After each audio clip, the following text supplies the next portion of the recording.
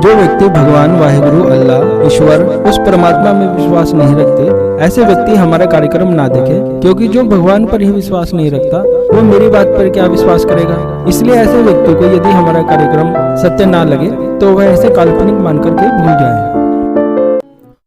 सभी प्रकार की अलौकिक शक्तियाँ सिद्धियाँ साधक को अपने आप ही प्राप्त होने लग जाती हैं जब वह भगवान शिव को प्राप्त कर लेता है। और मैं यही चाहता हूँ आप भगवान शिव को प्राप्त करने के मार्ग पर चलें। यह देवी देवता या इधर उधर की साधनाएं सिद्धियों को करने में अपना जीवन व्यर्थ ना करें। लेकिन बहुत सारे लोग साधना सिद्धि में लगे रहते हैं और वह मेरी बात की गहराई अभी नहीं समझेंगे। इसलिए मैं आप लोगों को साधना सिद्धि के प्रयोग भी बता रहा हूँ, इस उद्देश्य से कि कभी ना कभी तो आप भगवान शिव के मार्ग पर चलेंगे उनको प्राप्त करने के लिए। भगवान शिव को प्राप्त करने के लिए मैंने एक मार्ग बनाया है, आपको वह वीडियो को अवश्य देखना चाहिए, जिसका नाम है भगवान शिव प्राप्ति मार्ग। आपको इस मार्ग पर चलने के लिए किसी भी यंत्र माला की आवश्यकता नहीं है, न ही किसी लंबी चौड़ी साधना को करने की आवश्यकता है। आपने सुना होगा, पढ़ा होगा, बहुत सारे सिद्ध तपस्वी साधुओं के आवाहन करने पर शक्तियाँ दौड़ी दौड़ी चली आती थी, और यदि वह शक्तियाँ आने में जरा भी विलंब करती तो उन सिद्ध साधु तपस्वी की तप की ज्वाला उन शक्तियों को जला दिया करती थी, जिसके डर से वह शक्तियाँ तुरंत ही उन सिद्धों के सामने प्रकट हो जाया करती थी। आज जो मैं प्रयोग आपको बताने जा रहा हूँ यह उसी श्रेणी का प्रयोग है, उतना ही तीक्ष्णकारी है, शक्तिशाली प्रयोग है, इतना प्रभावशाली प्रयोग है कि इस प्रयोग के माध्यम से एक ही रात में दिव्य शक्ति के दर्शन किए जा सकते हैं। क्योंकि इस प्रयोग में जो मंत्र का प्रयोग किया जाता है वह मंत्र अग्नि स्वरूप मंत्र है, अर्थात जब आप इस मंत्र का जाप करेंगे, उच्चारण करेंगे ध्यान लगा करके, तो आपके शरीर में भी एक ऊर्जा उत्पन्न होने लगेगी, आपको गर्मी महसूस होने शुरू हो जाएगी। मंत्र अपने आप में ही बहुत ही ज्यादा प्रभावशाली है, क्योंकि यह तीक्ष्णकारी मंत्रों की श्रेणी में आता है।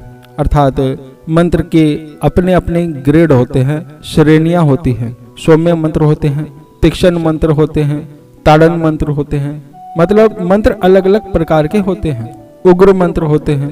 तो यह जो मंत्र मैं आज आपको बताने वाला हूँ यह बहुत ही प्रभावशाली मंत्र है, एक उग्र मंत्र है।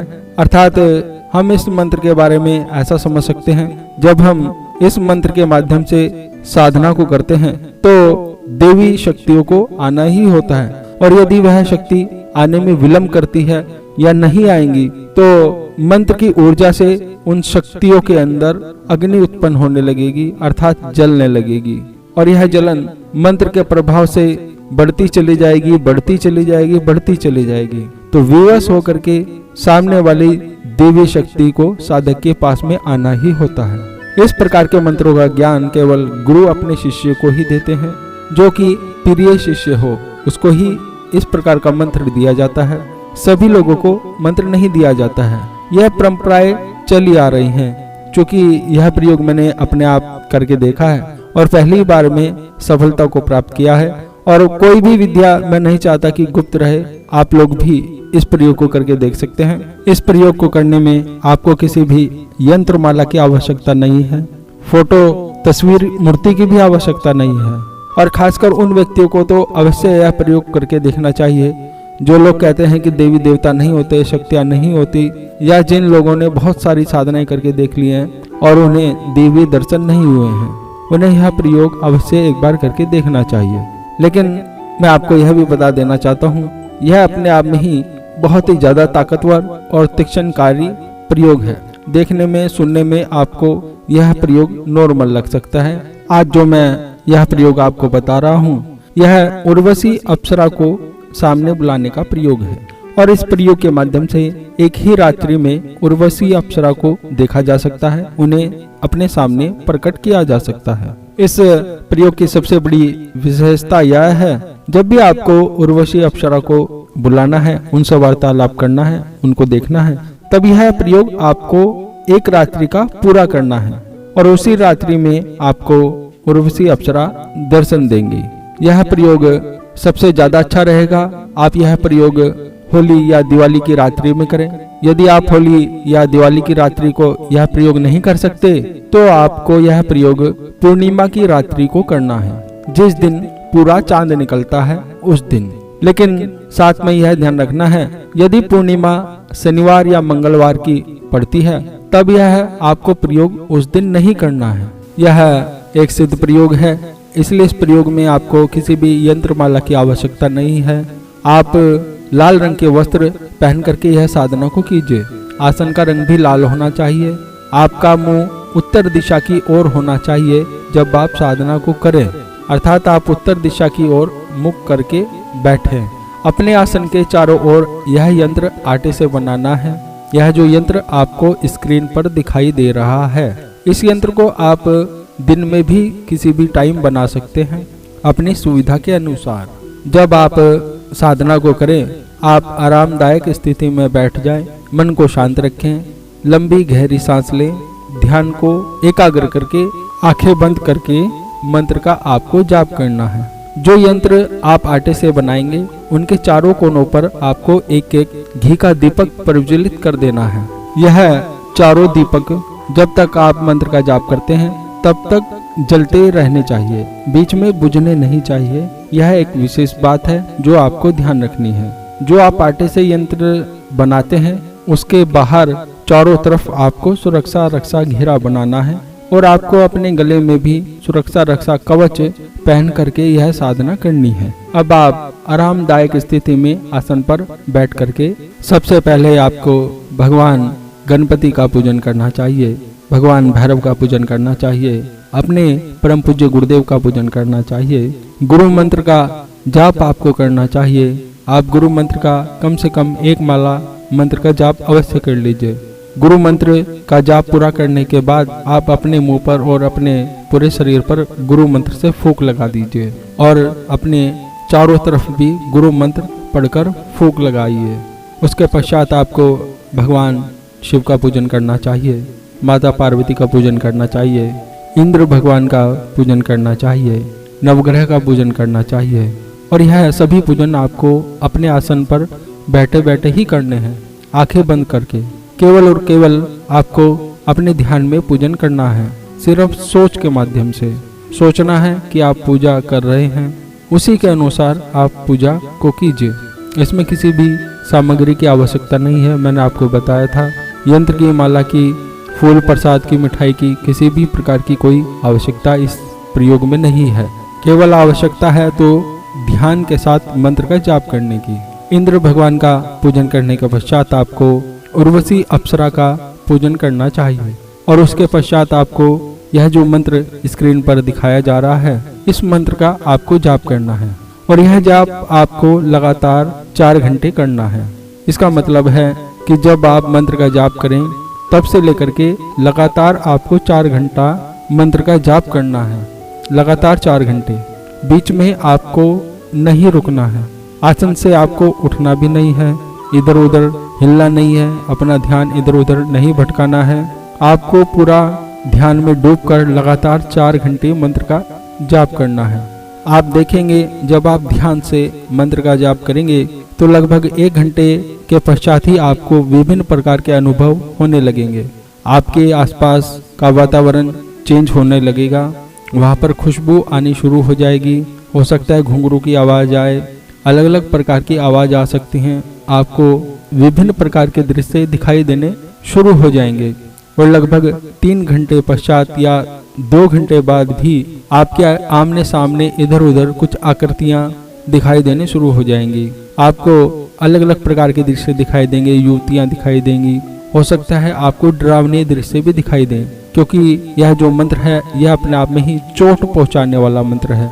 चोट पहुँचाने का अर्थ है कि यह मंत्र जबरदस्ती करके उर्वशी अप्सरा को आपके पास में लेकर के आएगा।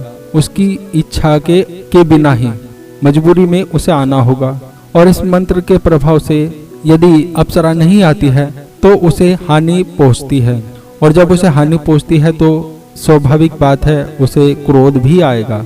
तो इस क्रोध के कारण वह आपके सामने क्रोध मुद्रा में भी आ सकती है, क्रोध रूप में भी आ सकती है, आपको अलग अलग प्रकार से भयभीत कर सकती है, डरा सकती है। लेकिन आप अपने चारों तरफ सुरक्षा रक्षा घेरा बना करके रखेंगे, गले में सुरक्षा रक्षा कवच पहन कर रखेंगे और आपने जो गुरु मंत्र का जाप किया है, इन सब की ऊर्जा से वह आपका बाल भी बांका नहीं कर पाएगी। यह आपको ध्यान रखना है। आपको लगातार मंत्र का जाप करते रहना है। और सबसे बड़ी बात यह है, आपको 4 घंटा मंत्र का जाप करना है और इसी 4 घंटे में कभी भी किसी भी क्षण उर्वशी अप्सरा आपके सामने प्रकट हो सकती है, चाहे 1 घंटे में, 2 घंटे में, 3 घंटे में या 4 घंटे में, किसी भी क्षण। और जब अप्सरा आपके सामने प्रकट हो जाए और आपसे कहे कि आपने मुझे अपनी साधना के बल पर बुलाया है, आप क्या चाहते हैं, आपकी इच्छा क्या है, तब आप उससे बात कर सकते हैं। और ऐसा हो सकता है कि अप्सरा आपको सामने दिखाई ना दे और केवल आपको आवाज ही सुनाई दे, तब भी आप उससे बात कर सकते हैं। हमें यह ध्यान रखना चाहिए, यह प्रयोग केवल एक रात का है और एक ही रात के लिए, एक ही बार के लिए अप्सरा हमारे सामने आएगी। इसलिए जो भी आपकी इच्छा है, जो भी आप चाहते हैं, उससे पूछना, रुपए पैसे धन दौलत जो भी आपकी इच्छा है वह उसी समय पूरा करा लीजिए, क्योंकि अगली बार के लिए आपको दोबारा से इसी प्रकार से साधना को करना होगा और अप्सरा का आवाहन करके उसे बुलाना होगा। यह इस प्रयोग की खास बात है। अब हमें कुछ ध्यान योग्य बातें जो हैं वह भी जान लेनी चाहिए। इस प्रयोग को केवल वही व्यक्ति सिद्ध कर सकता है जिसने सिद्ध गुरु से गुरु दीक्षा ली हो, ऐसे गुरु से दीक्षा ली हो जो भगवान शिव के भक्तों और जो धुएं को चेतन करते हों, अर्थात धुएं को जलाते हों, हवन करते हों, अपनी किसी भी पूजा में वह धुएं को प्रज्वलित करते हों। धुआं इस प्रकार का होता है जैसे आप वीडियो में मेरे पीछे देख रहे हैं, जिसमें आग जल रही है, धुआं उठ रहा है। इस प्रकार के हवन कुंड को धुना बोलते हैं। आपको किसी ऐसे गुरु से दीक्षा लेनी चाहिए जो धुएं को चेतन करते हों, क्योंकि मंत्र में बताया गया है धुएं की अग्नि से मंत्र एक्टिव होगा, चेतन होगा। और यह धुना चेतन करने की परंपरा गुरु के गुरु, गुरु के गुरु और उनके गुरु, इस तरह से धुएं की परंपरा चली आती है धुना चेतन करने की। ऐसे गुरु से हमें दीक्षा लेनी चाहिए और गुरु मंत्र का एक बार अनुष्ठान हमें पूरा करना चाहिए। उसके बाद हमें इस प्रयोग को, इस साधना को करना चाहिए। दूसरी बात, जब तक आप मंत्र का जाप करते हैं तब तक जो आपने चारों दीपक जलाए हैं वह लगातार जलते रहने चाहिए। दीपक बीच में बुझने नहीं चाहिए। यदि दीपक बीच में बुझ जाते हैं तो आपको साधना रोक देनी है। आप अगली बार यह साधना को दोबारा से कीजिए। तीसरी बात, जब आप मंत्र का जाप शुरू कर देते हैं आपको बीच में बिल्कुल भी नहीं उठना है। यदि आपका पेशाब आता है या कुछ ऐसा कारण हो जाता है कि जिससे आपको आसन से उठना होता है तो भी आपकी साधना खंडित हो जाती है। ऐसी स्थिति में आपको दोबारा से साधना को अगली बार शुरू करना चाहिए। चौथी बात, हमें यह ध्यान रखनी है, हमें मंत्र के अंदर डूब करके, ध्यान लगा करके मंत्र का जाप करना है। पूरी आंखें हमें बंद रखनी है, आंखों को बार बार नहीं खोलना है, मन का भटकाव नहीं होने देना है। मंत्र में हमें पूरी तरह से डूब जाना है। यह सोचना है मंत्र जाप के साथ साथ अप्सरा हमारे सामने आ रही है, प्रकट हो रही है। इसी चिंतन में हमें डूबकर मंत्र का जाप करना है, आंखें नहीं खोलनी है। यदि आप बार बार आंखें खोलेंगे, हमारा ध्यान इधर उधर भटकेगा, कुछ और सोचेगा, तब भी यह साधना खंडित मानी जाएगी। ऐसी स्थिति में आपको दोबारा से साधना करनी होगी।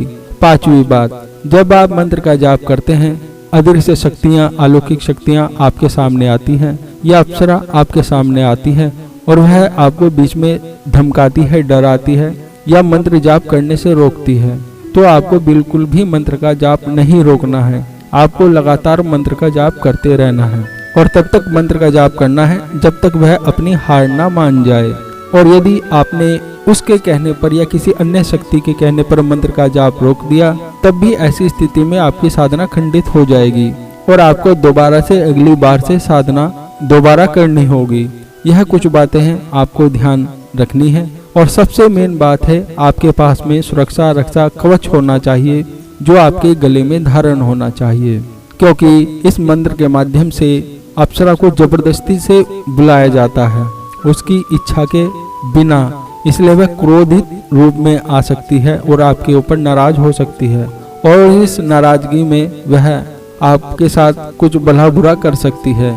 इसलिए आपके पास सुरक्षा रक्षा कवच होना अत्यंत ही आवश्यक है और गुरु दीक्षा के बिना इस साधना को बिल्कुल भी नहीं करना है। यह कुछ बातें हमें ध्यान रखनी है। यदि आप कुछ पूछना चाहते हैं तो आप व्हाट्सएप पर मैसेज कर सकते हैं। यदि आपके परिवार में या रिश्तेदारी में कोई व्यक्ति बहुत ही ज्यादा बीमार है, दुखी है, परेशान है, मानसिक तनाव से ग्रस्त है और व्यक्ति की बीमारी दिन प्रतिदिन बढ़ती ही जा रही है या बड़े बड़े डॉक्टरों ने भी जवाब दे दिया है कि इनकी बीमारी ठीक नहीं हो सकती, इसलिए मैंने यह निश्चय किया है मैं भगवान शिव की दिव्य 2 प्रकार की प्रार्थनाओं को आप लोगों के लिए करूंगा। पहले प्रकार की प्रार्थना में डमरू होता है, उसे बजाया जाता है। उसे डमरू वाली प्रार्थना मैं बोलता हूँ, वह मैं सप्ताह में 1 बार करूंगा क्योंकि यह बहुत ही ज्यादा शक्तिशाली प्रार्थना होती है और जो भी व्यक्ति इस प्रार्थना में भाग लेते हैं उनका शरीर हल्का हल्का कंपन करने लगता है। इसलिए सप्ताह में केवल 1 ही बार इस प्रार्थना में व्यक्ति को भाग लेना चाहिए। दूसरे प्रकार के प्रार्थना में कोई भी व्यक्ति प्रतिदिन भाग ले सकता है। यह दोनों प्रार्थनाएं ऑनलाइन की जाती है और आप मेरे पास आकर के भी प्रार्थना में भाग ले सकते हैं। प्रार्थना में आपको कैसे भाग लेना है इसकी ज्यादा जानकारी के लिए आपको यह वीडियो देखनी चाहिए जो स्क्रीन पर अभी दिखाई जा रही है। आप प्रार्थना की जानकारी के लिए हमें व्हाट्सएप द्वारा मैसेज भी कर सकते हैं। प्रार्थना के चमत्कार से जो भी आपकी बीमारी का इलाज चल रहा है उस इलाज में आपको तुरंत राहत मिलती है। इसलिए आपको डॉक्टर द्वारा जो ट्रीटमेंट चल रहा है उसे बंद नहीं करना है। आप जो दवाई ले रहे हैं उसे खाते रहना है। आप लोग कोई भी साधना सिद्धि देवी देवता का प्रयोग करने जा रहे हैं तो मैं आपको बता देना चाहता हूँ, मैंने अपना पूरा जीवन साधनाओं में ही बिताया है। मैं रात में इतना नहीं सोया हूँ जितनी मैंने जाग करके साधना की है, मंत्र जाप किया है, अलग अलग प्रकार से कठोर तप किया है और अपनी पूरी जिंदगी मैंने साधनाओं को करने में ही बिता दी और उन अलौकिक शक्तियों को भी प्राप्त किया जो बड़े बड़े साधकों का सपना होती है। परंतु अब मुझे भगवान शिव की कृपा से वह दिव्य ज्ञान, उनकी ऊर्जा, उनकी चेतना प्राप्त हुई है भगवान शिव की, जिसके सामने संसार की तो क्या इस ब्रह्मांड की धन संपदा, सभी साधनाएं, सिद्धियां, सभी कुछ मेरे अनुसार पूरी तरह से बेकार है। मैं चाहता हूँ आप भी साधनाओं सिद्धियों को छोड़ दें और भगवान शिव को प्राप्त करने की ओर अग्रसर हो जाएं। उस मार्ग पर चलें जिस पर भगवान शिव को प्राप्त किया जा सकता है। भगवान शिव को प्राप्त करने का, उनके शक्ति को, उनकी दिव्यता को, उनकी चेतना को, उनकी ऊर्जा को प्राप्त करने का जो मार्ग मुझे मिला है उस मार्ग पर किसी भी प्रकार के यंत्र माला की, साधना की, मंत्र जाप की आवश्यकता नहीं होती और मैं ऐसा ही चाहता हूँ कि आप भी उस मार्ग पर चलें। और मैंने इस मार्ग का नाम रखा है शिव प्राप्ति मार्ग, क्योंकि इस मार्ग पर चलकर भगवान शिव को प्राप्त कर लिया जाता है। उनकी ऊर्जा को, उनकी शक्ति को, उनकी चेतना को आत्मसात कर लिया जाता है। इससे सुंदर नाम और इस मार्ग का क्या हो सकता है। शिव प्राप्ति मार्ग यही है वह सत्य मार्ग मेरे अनुसार जिस पर आप सभी को चलना चाहिए और भगवान शिव को प्राप्त कर लेना चाहिए। शिव प्राप्ति मार्ग की ज़्यादा जानकारी के लिए आपको यह वाली वीडियो देखनी चाहिए जिसका नाम है शिव प्राप्ति मार्ग। इस प्रयोग को मैं ऑनलाइन भी आपको सिखाऊंगा और यदि आप मेरे पास आकर के सीखना चाहते हैं तो मेरे साथ 3 दिन रहकर भी यह प्रयोग को कर सकते हैं और उस ध्यान की गहराई में उतर सकते हैं जहाँ पर आपको भगवान शिव की ऊर्जा की, उनकी चेतना की दिव्य अनुभूति प्राप्त होती है जब आप ध्यान में उतर जाते हैं। यदि आप किसी नकारात्मक शक्ति, भूत प्रेत से दुखी, परेशान हैं, आपके या आपके परिवार के ऊपर किसी ने गंदा जादू टोना, तांत्रिक प्रयोग करके कुछ खिला पिला दिया है, या आपका कारोबार, दुकान, मकान, फैक्ट्री या घर के देवी देवता को किसी ने काले जादू के माध्यम से बांध दिया है, या आप किसी देवी देवता, अप्सरा या अन्य किसी साधना, मंत्र सिद्धि को करना चाहते हैं, इनसे संबंधित दीक्षा या गुरु दीक्षा लेना चाहते हैं, तो आप हमसे सही मार्गदर्शन के लिए बिल्कुल निःशुल्क में आकर मिल सकते हैं। हमने एक ट्रस्ट बनाई है जिसका नाम शिव शक्ति जागृति सेवा ट्रस्ट है। हमारी ट्रस्ट भारत सरकार के इनकम टैक्स में 12A और 80G के तहत रजिस्टर्ड है, जिसमें दानदाताओं को इनकम टैक्स में छूट दी जाती है। हमारी ट्रस्ट दर्पण आईडी में भी रजिस्टर्ड है और अब हम भगवान महाकाल का भव्य मंदिर निर्माण करने की योजना बना रहे हैं, जो आने वाली पीढ़ियों के लिए प्रेरणादायक और सिद्ध शक्तिपीठ होगा। भगवान महाकाल जो काल के भी काल हैं, सृष्टि के संहारक और पालन करता है, उनकी कृपा से जीवन में सुख, शांति, समृद्धि और मोक्ष की प्राप्ति होती है। मंदिर निर्माण के इस पवित्र कार्य में आपकी भागीदारी अत्यंत महत्वपूर्ण है। अतः हम आपसे निवेदन करते हैं, आप प्रत्येक महीने अपनी सामर्थ्य के अनुसार चंदा स्वरूप में धनराशि शिव शक्ति जागृति सेवा ट्रस्ट के अकाउंट में दान करें। मंदिर के लिए धनराशि दान करते समय आप मन ही मन अपनी मनोकामना बोलिए, या जो आपको दुख परेशानी है उसको बोलिए, या जो आप साधना सिद्धि मंत्र साधना करना चाहते हैं, या जीवन में जो आप प्राप्त करना चाहते हैं वह बोलिए। मन ही मन कहिए, भगवान शिव, हे प्रभु, मैं आपके मंदिर निर्माण के लिए धनराशि दान में दे रहा हूँ। कृपा कर आप मेरी यह मनोकामना पूर्ण करें और मेरा यह छोटा सा सहयोग स्वीकार करें। और यह दान आप प्रत्येक महीने कर सकते हैं।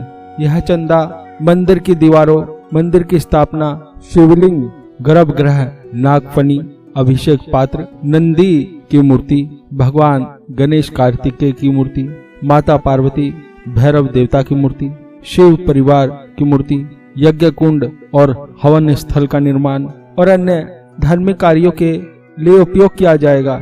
यह न केवल आपका धर्म के प्रति योगदान होगा, बल्कि इससे आपको भी पुण्य की प्राप्ति होगी। भगवान शिव की कृपा आपको प्राप्त होगी, क्योंकि जो दान आप करेंगे उस दान से मंदिर का निर्माण होगा। और जब जब मंदिर में पूजा उपासना अनुष्ठान ध्यान साधना की जाएगी, तो निश्चित रूप से आपको भी मंदिर में की जाने वाली पूजा पाठ का लाभ आपको भी अवश्य प्राप्त होगा।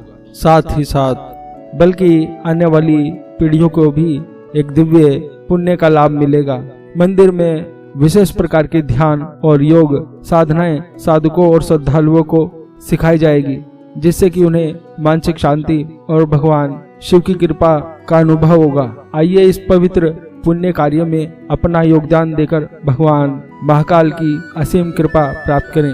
हमारे लिए आपका सहयोग अमूल्य है। आप मंदिर निर्माण में चंदा देकर हमारा नहीं, अपने पूरे जीवन को ही सफल बनाएंगे। स्क्रीन पर शिव शक्ति जागृति सेवा ट्रस्ट का बैंक अकाउंट नंबर और QR कोड दिखाया जा रहा है। आप इसे स्कैन कर मंदिर के लिए दान कर सकते हैं। आप सभी को भगवान शिव की कृपा प्राप्त हो, ऐसे मैं कामना करता हूँ। आगे भगवान शिव की इच्छा।